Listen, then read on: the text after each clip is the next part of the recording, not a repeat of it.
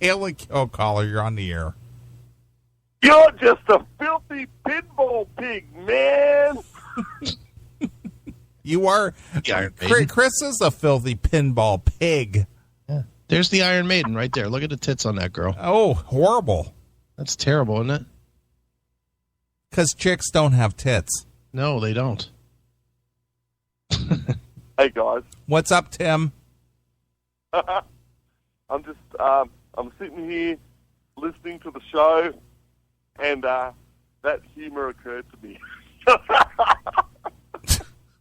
Where's your wife Where's your wife and child? Are you listening to the show unfettered? Yeah, I'm just sitting here on my laptop doing work for uni, listening to the classic metal show. You're sitting on your laptop? Yep. Does it have a spike on the top?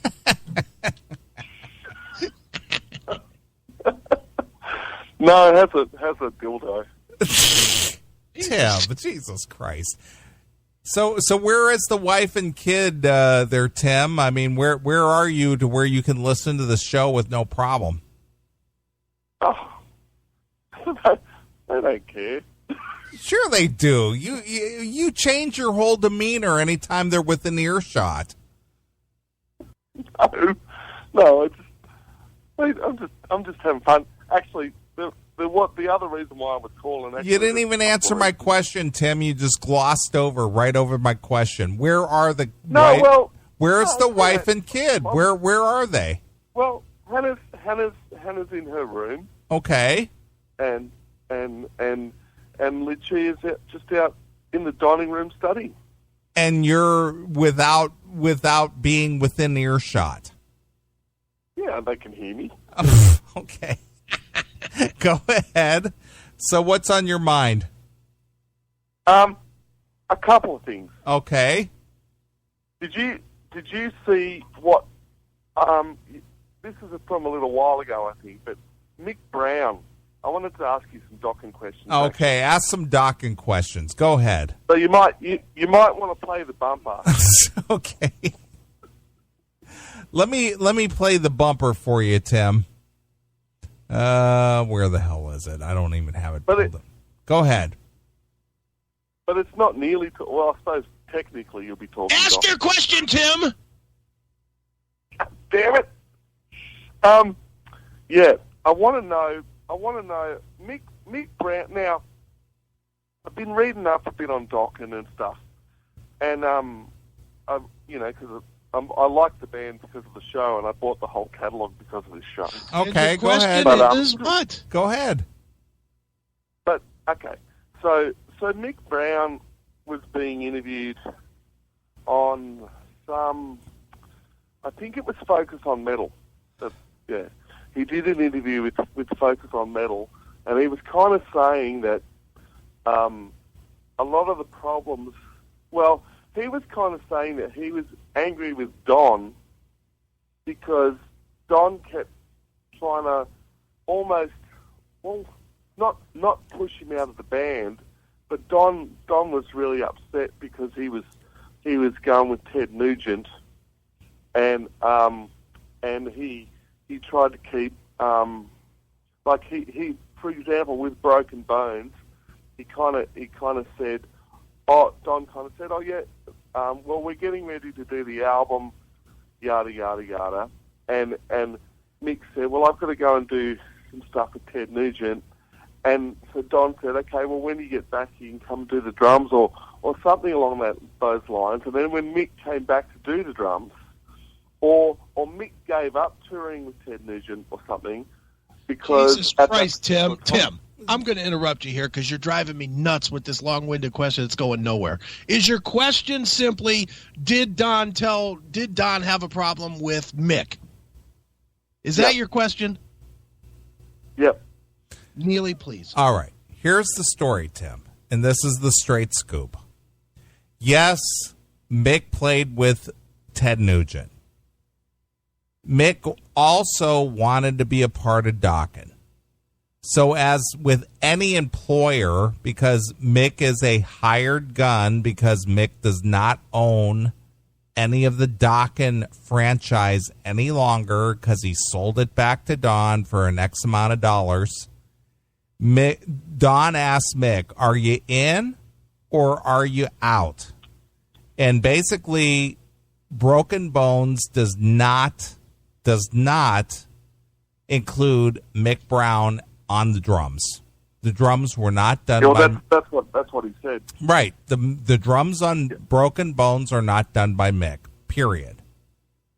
Okay? Mick is no longer... Mick is no longer playing with Ted, okay?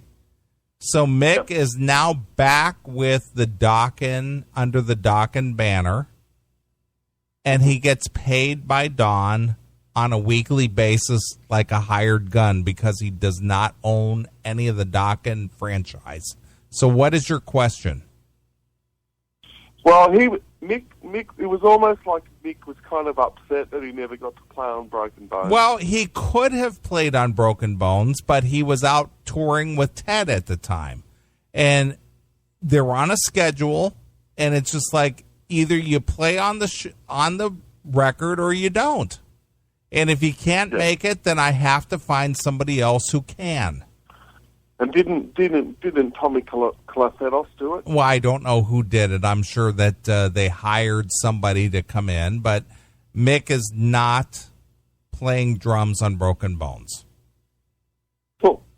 Yeah, no, he just kind of, I don't know, it came across in the interview like he was a bit pissed. Well, the thing is that Dokken is a legacy. I mean, Dokken obviously has been around since, the early 80s. So we got a 30-plus year legacy here where Mick has appeared on numerous, or if not all, the Dokken releases, except Broken Bones, and the fact that he was out touring with Ted Nugent precluded him from being part of Broken Bones. And Don said, listen, either you're in or you're out. Yeah. And I don't think I don't think that's unfair, because I even think Chris, even with his own sons, if he had to open up that pinball palace and one of his sons who's involved with the thing said, Dad, I can't make it to work. It's just like, Zach, if you're in or you're out. That happened. Period. That happened the first week with the pinball place. Either you're in or you're out. You make up your mind. I'm not going to make up your mind for you. Are you available or are you not available? Yeah.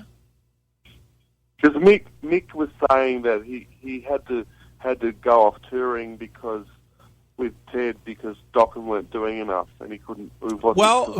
Fair enough. So the answer is no, I can't, because you guys don't tour enough. You don't play enough. I need to make a living. I can't be a part of this. So it's just a business decision. It's not an emotional decision. Yeah. No, that's cool. It's not a side project. That's from my conversations with Don, which I have not had any specific to Broken Bones, but I will say this. Don will adamantly tell you that Dokken is not a side project. And Don is not going to put up with anybody being in Dokken, no matter who it is, that's going to treat it like a side project. And Mick was treating it like a side project. When Ted isn't busy, then I can be in Dokken. And that's not going to ever fly in a Don Dokken-led band. Fair, Neely? Cool. I agree with that. So Ted has chosen to go on with other musicians. So Mick is out. He's in Dokken full-time. Don has tried to get gigs on a weekly basis so all of them can work and all of them can eat. They had this reunion show, which all of them got paid a pretty hefty amount. And so Mick and Jeff and George and Don are all pretty much taken care of pretty well for the next few years. Did Don end up giving up a lot more money in those reunion shows? I can't comment on that.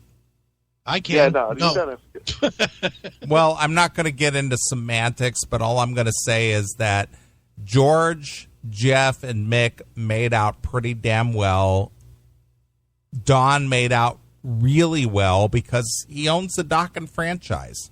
Period. He owns the trademark. He owns the name. He owns the entity known as Dokken. Yep. Yeah. No. I heard some interview that he it might have been at the Badlands Porn, actually, one of the radio interviews there, where he said he gave up a bit more than he was. Perhaps he did. I can't comment because I don't know the specifics of it. But I will tell you, just from what I do know, that as the sole owner of the Dokken entity, not the name, but the entity known as Dokken, he took the lion's share of, whatever was made on this tour. Well, that's good. That's good. And the other thing I just wanted to quickly mention was I saw Scorpions in Melbourne on Tuesday. Okay. And it was fantastic. It was. I saw them a year ago the year ago this month. It was a phenomenal show. Well, as I think I said to you guys before, they've never been here before, ever. So they did this one show I'm in Sydney, and it was 12 hours on the train to Melbourne and 12 hours back. Holy shit. Yeah. And so this was worth it to you to go to the show? Yeah, they were great, man. I mean, I've been waiting for it for 26 years. I wanted to give it a did you get a room, or did you travel the whole 12 hours each way and the show and then come back without sleep? No. I stayed with my cousin overnight. Okay, so you had a place to crash. Yeah. Okay. So did they have the multi-level stage and the the backdrop with the video and all that stuff? Yeah, it was great. It was phenomenal. I saw the show. It was phenomenal. D's a monster. Mickey D's an absolute monster. Mickey D. Yeah, Mickey D's playing drums for them now. Where's James Kotak? Out of the band? Well, really?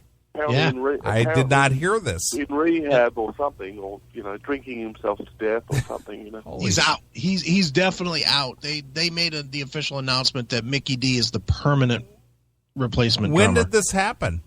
A month or so ago. About a month ago. I did not hear this. This is new to me. Yeah, Mickey D's in Holy Scorpions. shit! Wow. And I think James Kotak basically. I think the bottom line is, the press release said something along the lines of, James Kotak's going to take time out to get himself right, blah blah blah. Yeah, I heard this over a year ago, but I didn't know that that the change was made. So, we all wish James well in his recovery, yada yada yada. Whatever. So. Yeah, no, but Mickey D was ridiculous. Well, Mickey D's a phenomenal drummer, but I was not aware of this. This is news to me. And they played this is an interesting thing. They played a tribute to Lemmy. They played Overkill. Nice. Which they're doing at the shows now, but I don't know if I'll ever see them again. I don't know if I'll ever be back, because it was a 2,000-seat venue, and they did sell it out. 2,000 seats? Really? Yep, 2,000-seat venue. Holy but that's shit! That's with people coming from interstate. Wow, that's like nothing. Because when they played here in Chicago a year ago, it was a 20,000-seat venue. Were they on the road with Queensryche then? Yes. Yeah, I thought so. Yeah. No, but it was Klaus Meine. The guy's ridiculous. Wow. Anyway, it was worth the trip. I wish Dokken would come out here as well. No, I'm not sure that poor old Don could sing as well as Klaus these days. I'm looking forward to buying the new CD DVD when it comes out. Well, we'll anyway. Go ahead. Hail and kill. Hail and kill. I was not aware of the whole Mickey D thing. Yeah, it happened like 2 months ago. Really? Yeah. Yeah, I mean, it wasn't huge news. It wasn't a big news story necessarily. I did not. I was not aware of it at all.